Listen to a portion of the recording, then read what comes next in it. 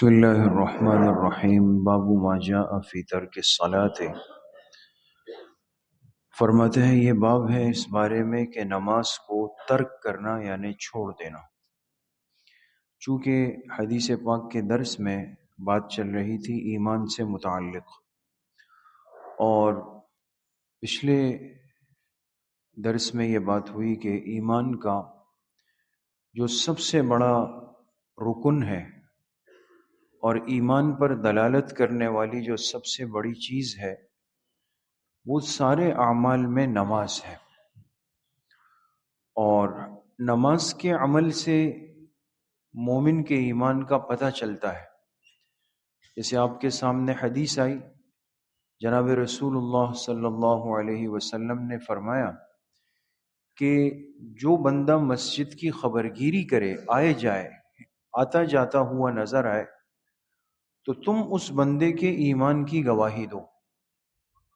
معلوم ہوا کہ مسجد آنا ہی اتنا بڑا عمل ہے کہ جو بندے کے ایمان کو ظاہر کر دیتا ہے، اور باقی اہل ایمان اس کے حق میں گواہی بھی دے سکتے ہیں کہ ہم گواہی دیتے ہیں کہ یہ بندہ مومن ہے۔ اب خدا نخواستہ اگر ایک عاقل بالغ مسلمان وہ جان بوجھ کے نماز کو ترک کرتا ہے اور نماز کو چھوڑتا ہے، تو یہ بھی اتنا بڑا گناہ ہے کہ جو اس ایمان کو متاثر کر دیتا ہے۔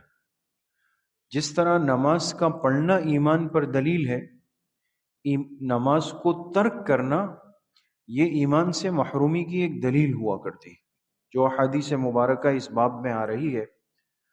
اگر ہم اس پہ غور کریں تو یہ بات بالکل واضح ہو جاتی ہے۔ حدثنا قتيبة قال اخبرنا جرير وابو معاوية عن الاعمش عن ابي سفيان عن جابر رضي الله تعالى عنه ان النبي صلی اللہ علیہ وسلم قال بین الکفر والایمان ترک الصلاۃ۔ حضرت جابر رضی اللہ عنہ سے روایت ہے کہ جناب نبی کریم صلی اللہ علیہ وسلم نے فرمایا کہ کفر اور ایمان کے درمیان فرق کرنے والی چیز وہ نماز کو ترک کرنا ہے، یعنی نماز چھوڑ دینا، اس کو ترک کرنا جان بوجھ کر، یہ وہ عمل ہے کہ جس کا مطلب یہ ہوگا کہ یہ بندہ گویا کہ کفر کے راستے پہ چل پڑا ہے۔ دوسری روایت میں فرمایا کہ العہد الذی بیننا وبینہم الصلاۃ فمن ترکہا فقد کفر۔ ہمارے اور منافقین کے درمیان جو معاہدہ ہے وہ نماز کا ہے، لہذا جس نے اس کو ترک کیا اس نے کفر والا کام کیا۔ تیسری روایت میں ہے کہ کان اصحاب محمد صلی اللہ علیہ وسلم لا يرون شيئا من الاعمال ترکہ کفر غیر الصلاۃ۔ آپ علیہ الصلاۃ والسلام کے جو صحابہ تھے وہ اعمال میں سے کسی بھی عمل کے چھوڑنے پر کفر کی بات نہیں کرتے تھے کہ اس نے عمل چھوڑ دیا لہٰذا یہ کافر ہوا، سوائے نماز کے، کہ نماز وہ عمل تھا کہ جس کو ترک کرنے والا صحابہ اکرام کی نظروں میں بھی وہ کفر کے راستے پر ہوتا تھا۔ یہ روایات میرے دوستوں بزرگوں کتنی صاف ہیں اور کتنی واضح ہیں کہ جس میں شاید یہ نہ کہنا پڑے کہ بھئی اس کو سمجھنے کی یا اس کو سمجھانے کی ضرورت ہے۔ ایک عمل اس امت کو ایسا دیا گیا کہ جو عمل وحی کے ذریعے سے نہیں آیا، بلکہ اس کے لیے اللہ پاک نے محبوب کائنات جناب رسول اللہ صلی اللہ علیہ وسلم کو معراج کی رات جب اپنے پاس بلایا اور آپ سے خاص بات چیت فرمائی، آپ علیہ السلام نے اللہ پاک کا دیدار فرمایا، اس موقع پر جو 3 تحفے اللہ نے اپنے محبوب کو دیے، 3 ہدیے دیے کہ آپ زمین پہ تشریف لے جائیں گے، میری طرف سے 3 باتیں آپ اپنے ساتھ لے جائیے گا۔ تو ان میں سے ایک تحفہ اور ایک ہدیہ کس کا تھا؟ وہ نماز کا بھی تھا کہ نماز بھی لے جائیں۔ اور دوسرا جیسے آپ حضرات نے سنا ہے کہ ایک ہدیہ یہ دیا آپ کو کہ قیامت کے دن جو شخص بھی شرک سے دنیا میں اپنے آپ کو بچا کے آیا ہوگا، شرک سے دنیا میں اپنے آپ کو بچا کے آئے گا اس امت میں سے، تو اللہ پاک نے فرمایا کہ اس بندے کو آپ کی شفاعت ضرور دوں گا۔ اللہ ہم سب کو نصیب فرمائے۔ اور تیسرا تحفہ جو ملا، فرمایا خواتیم سورۃ البقرہ، سورہ بقرہ کی جو آخری آیات ہے، یہ اللہ نے مجھے معراج کے موقع پہ عطا فرمائی۔ یہ 3 بڑے ہدیے۔ تو نماز وحی کے ذریعے سے بھی نہیں آئی، بلکہ اللہ پاک نے یہ باقاعدہ ایک ہدیہ اور ایک تحفے کی شکل میں اپنے پاک پیغمبر کو عطا فرمائی ہے۔ آج دیکھیں نا، ہم ابھی 27 رجب آگے آئے گی، شب معراج کو خوب بھرپور طریقے سے ہم منائیں گے، جمع ہو جائیں گے، مسجدیں بھر جائیں گی ایک رات کے لیے۔ واقعہ معراج بھی بیان ہوگا، ہر ممبر سے، ہر مسجد سے بیان ہوگا، لیکن اس معراج کے اندر جو کچھ لے کر آپ دنیا میں تشریف لائے اور جو ایک انعام اور ہدیہ تھا، وہ اس نماز کی اہمیت اور اہتمام وہ دل میں پیدا نہیں ہوگا، وہ دن بدن کمزوری کی طرف جا رہا ہے۔ اس لیے احادیث مبارکہ میں بہت سخت اصطلاحات استعمال فرمائی گئی کہ جس نے جان بوجھ کے نماز کو ترک کیا، اس نے کفر والا کام کیا۔ اور ایک حدیث پاک میں آپ علیہ الصلوۃ والسلام نے فرمایا کہ منافقین سے ہماری تلواریں صرف اسی لیے رکی ہوئی ہے کہ یہ نماز میں آتے ہیں۔ دیکھیں، اتنا بڑا عمل ہے کہ جس کی وجہ سے ایک منافق کی جان بھی محفوظ ہو گئی۔ آپ نے فرمایا اگر ہم ان پر تلوار اٹھائیں تو لوگ کہیں گے، دنیا کہے گی کہ اپنے نمازی بھائیوں پر تلواریں اٹھا دی گئی۔ تو جو ظاہراً نمازیں پڑھ رہے تھے، اگرچہ ان کے نفاق کا علم اللہ نے آپ علیہ السلام کو دے دیا تھا کہ یہ منافقین ہے، لیکن ظاہراً ان کا آنا جانا مسجد میں اور نماز میں صفوں میں کھڑا ہونا، نماز میں شریک ہونا، اس نے بھی ان کی جانوں کو وہ محفوظ کر دیا تھا۔ تو اس لیے میرے عزیزوں، دوستوں، بزرگوں، یہ تو اللہ کی طرف سے بہت بڑا انعام ہے اور بہت بڑا ہدیہ ہے، اور ہمارے ایمان کی ایک علامت ہے جس کو کہا جائے، ہمارے ایمان پر ایک اظہار ہے کہ پتہ چلے کہ بھئی واقعی یہ بندہ مومن ہے۔ لیکن آج کتنی آسانی سے چھوٹے چھوٹے عذر یا بغیر عذر کے بھی، عذر نہ بھی ہو، بس انسان نماز کو عادتاً ترک کر رہا ہے، عادتاً، کہ جیسے بہت ساری چیزیں چھوڑ دی، نماز بھی چھوڑ دی۔ اب تو باقاعدہ آپ نے دیکھا ہوگا، لوگ سوال پوچھتے ہیں آپ کتنے ریلیجیس ہیں، کتنے مذہبی ہیں۔ یہ جو معروف لوگ ہوتے ہیں، ان کے انٹرویوز ہوتے ہیں یا لوگ ان کی اتباع کرتے ہیں، تو ان سے سوال ہوتا ہے کہ بھئی آپ کتنے مذہبی ہیں؟ تو وہ کہتے ہیں کہ بھئی ہم کبھی کبھی نماز پڑھ لیتے ہیں، اتنے مذہبی ہیں۔ اور بعض کہتے ہیں کہ جی فلاں تو بہت زیادہ ریلیجیس ہے، اس لیے کہ وہ 5 وقت کے نماز پڑھتے ہیں۔ تو مقصد یہ ہے کہ نماز کو ایک ذیلی زندگی کا ایک حصہ بنا دیا۔ جیسے مثال کے طور پہ آپ کا دل نہیں ہوا آج، اور آپ نے کہا یار تھوڑا سا پیٹ ذرا وہ ہے، دل نہیں چاہ رہا، چلو آج رات کا کھانا چھوڑ دیں گے، انسان چھوڑ دے۔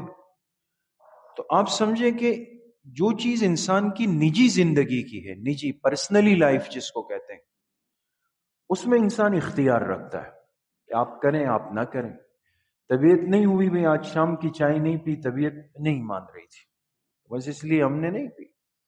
میں روز واک کرتا ہوں لیکن کل رات طبیعت نہیں مان رہی تھی، نہیں کی، میں نے چھوڑ دی۔ میں نے یہ چیزیں وہ ہوتی ہے جو انسان کی اختیاری زندگی کی۔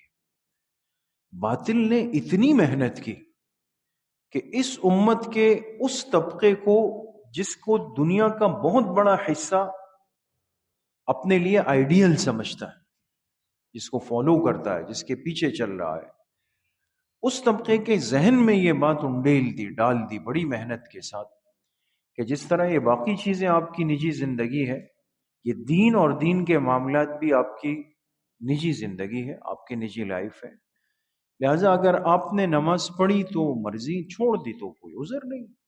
رمضان کا مہینہ آیا، اگر ہمت ہوئی، دل چاہا تو روزہ رکھ لیا، نہیں رکھا تو آپ کا ایک نجی مسئلہ ہے، ذاتی مسئلہ ہے آپ کا۔ آپ اگر باحجاب باپردہ ہو کر نکلیں، ٹھیک ہے، نہیں دل چاہا، کھلے بال کھلے سر کے ساتھ بے لباس بے حجاب ہو کے آپ مردوں میں گھومتے رہیں، آپ کا نجی مسئلہ ہے۔ یہ ذہن سازی ہوئی ہے دوست۔ تو باطل کی محنت کے بعد اب آپ خود اندازہ لگائیں کہ نماز کی اہمیت کو ہم اپنے دلوں میں اور اپنی اولاد کے دلوں میں اور اپنے ماحول میں رہنے والوں کے دلوں میں پیدا کریں، اس کے لیے کتنی محنت لگانی ہے ابھی، اور کتنی جان لگانے کی اب ضرورت ہے۔ تو یہ بات ذہن میں آ جائے کہ مومن کی زندگی نماز کے بغیر چل ہی نہیں سکتی دوست، ہمارا قدم ہی نہیں بڑھ سکتا، ہمارا گزارا ہی نہیں ہو سکتا جب تک نماز میری زندگی کے اندر ایسے نہ آ جائے جیسے کہ میں روز پانی پیتا ہوں اور اس کو ضروری سمجھتا ہوں، خوراک کھاتا ہوں اس کو ضروری سمجھتا ہوں۔ اسی لیے میرے عزیزو دوستو بزرگو، ان احادیث کو سامنے رکھ کر ہمارے بعض ائمہ نے بڑا سخت حکم لگایا، اتنا سخت حکم لگایا کہ امام احمد بن حنبل رحمۃ اللہ علیہ، جو اس امت کے بڑے امام ہیں اور اتنے بڑی شان والے ہیں کہ جن کو حرمین اور سعودی عرب فالو کرتا ہے، جن کی اتباع کرتا ہے، تو انہوں نے فرمایا کہ من ترک الصلاۃ متعمدا فقد کفر۔ اس حدیث کو سامنے رکھ کر اس سے لازم آئے گا کہ جس نے جان بوجھ کر، عمدن یہ شرط ہے دوستو یاد رکھیں، جس نے جان بوجھ کر کے نماز چھوڑ دی تو یہ آدمی قتل کیا جائے گا ردتن۔ ردتن کا مطلب پتہ ہے کیا ہے؟ اس لیے قتل ہوگا کہ یہ مرتد ہو چکا ہے۔ امام احمد ابن حنبل رحمۃ اللہ علیہ نے فرمایا مرتد ہونے کی وجہ سے قتل ہوگا، اس نے جان بوجھ کے نماز جیسے فرض عمل کو ترک کر دیا ہے۔ باقی جو دو حضرات ہیں، امام شافعی، امام مالک رحمۃ اللہ علیہ، وہ دونوں حضرات فرماتے ہیں کہ اگر کوئی شخص جان بوجھ کے نماز کو ترک کرے اور اس کا عادی ہو جائے، ان کی بات بھی ہلکی نہیں ہے دوست۔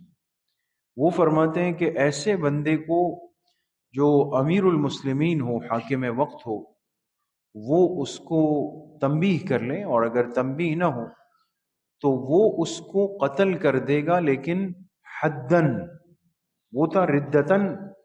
امام احمد ابن حنبل رحمۃ اللہ علیہ کے نزدیک تو یہ بندہ دین سے نکل چکا۔ امام شافعی اور امام مالک رحمۃ اللہ علیہ نے فرمایا کہ دین مسلمان تو کہلائے گا، لیکن اس پر حد جاری ہوگی، حد جو شرعی سزا ہے، اور وہ حد یہ ہوگی کہ اس کو قتل کیا جائے، لیکن یہ کام امام المسلمین کریں گے، عام مجمع نہیں کرے گا۔ اس میں سب سے نرمی اور آسانی اور راحت وہ ہمارے امام کا قول ہے دوست، امام اعظم، امام الائمہ، امام ابو حنیفہ رحمۃ اللہ علیہ۔ وہ فرماتے ہیں کہ اگر کوئی شخص عمدن نمازیں چھوڑنے لگ جائے اور نہ سمجھے باوجود سمجھانے کے، تو امیر المسلمین کی یہ ذمہ داری ہوگی کہ وہ اس کو سزاً قید میں ڈال دے، قید میں ڈال دے۔ قید میں کہاں ڈالے گا دوست؟ جیل میں نا۔ قید سے مراد یعنی جیل میں ڈال دے، جیل میں ڈال دے، اور وہاں جیل میں اس کو مسلسل تنبیہ ہوتی رہے، اس پر محنت ہوتی رہے۔ اگر یہ وہاں بن گیا، سمجھ گیا کہ واقعی نماز ضروری ہے، توبہ تائب ہو جائے، اس کو قید خانے سے چھوڑ دیں، یہ باہر آ کے اپنی زندگی میں آ جائے، نماز شروع۔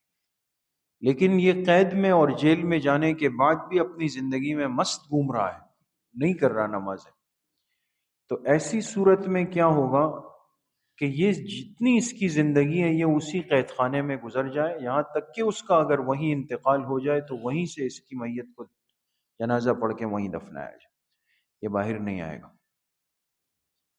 آپ اگر ان ساری باتوں پہ غور کریں نا دوستوں، تین حضرات کے قول بڑے سخت ہیں، ہمارے امام کا قول کچھ تخفیف والا ہے، اگرچہ وہ بھی اتنا نرم نہیں ہے، میں نے طلبہ سے عرض کیا کہ یہ ہم آج کہتے تو ہیں نا، ہر ساتھی جہاں بھی بیٹھ جائے، ہم کیا کہتے ہیں؟ بھئی دعا کریں اسلامی نظام نافذ ہو جائے، کہتے ہیں نا ہم لوگ. تو میں نے کہا خیال کریں، اگر نافذ ہو گیا تو کراچی کی 95% آبادی سینٹرل جیل میں ہو.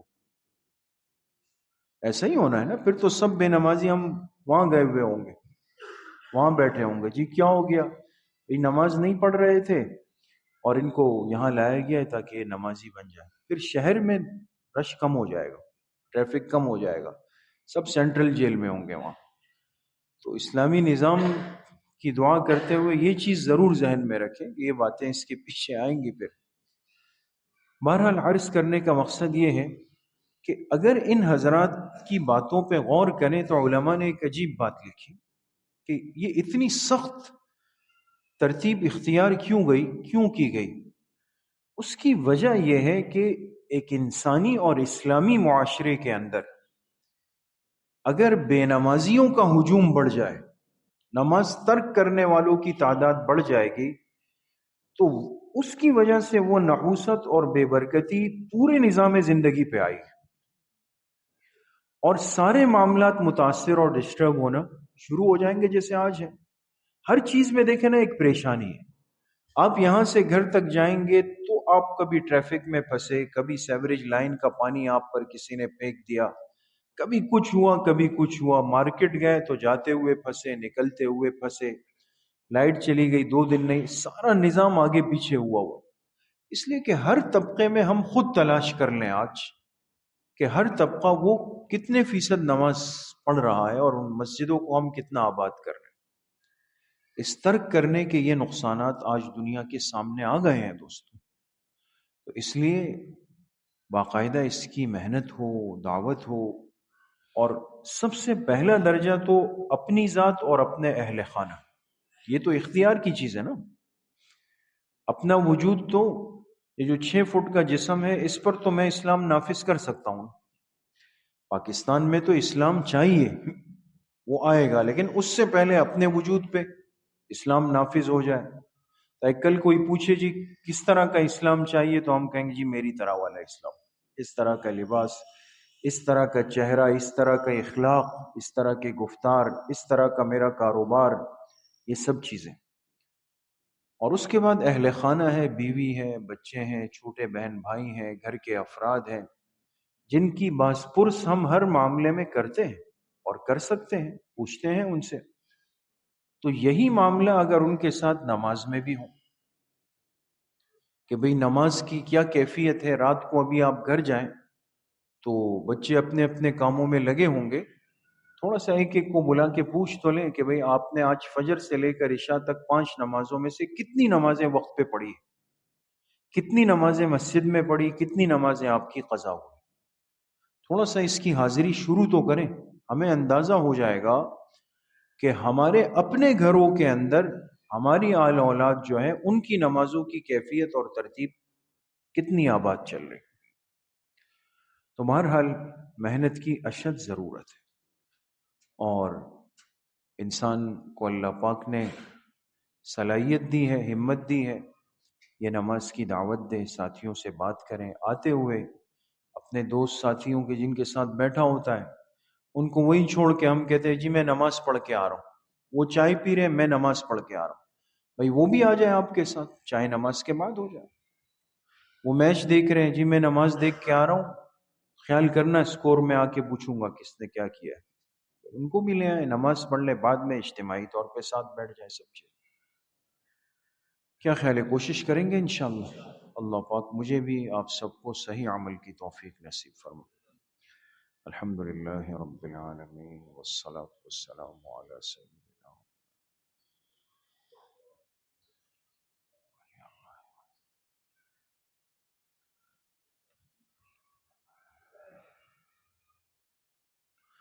وصلی اللہ وسلم علی نبینا محمد وآلہ وصحبہ اجمعین.